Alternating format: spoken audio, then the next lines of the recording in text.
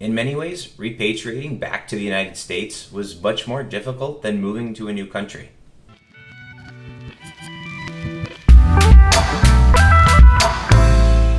Hi, I'm Corey and I'm the marketing manager at IOR Global Services.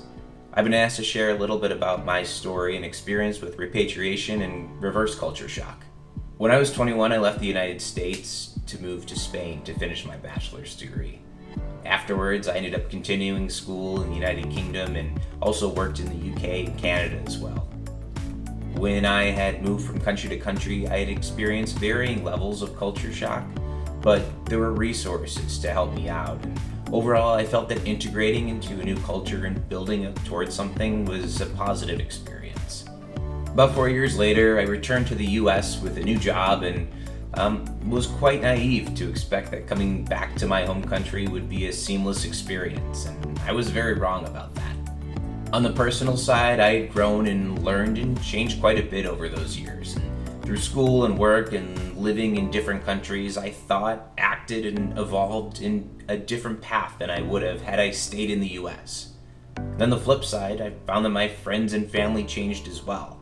The interests and bonds that we shared years ago were quite different as their lives have evolved as well.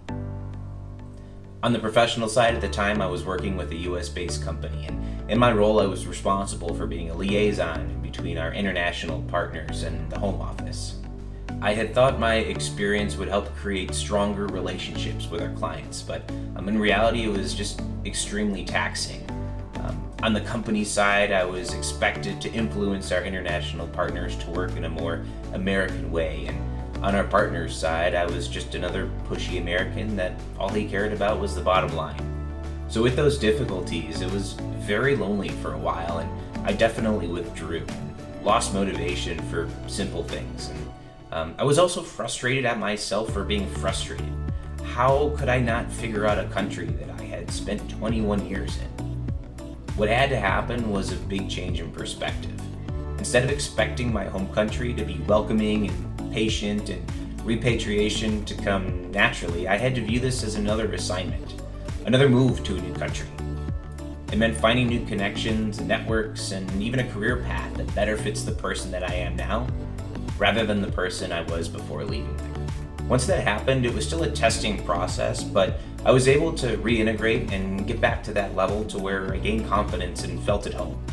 And as a result, I'm super proud to be part of a company that offers this specific support.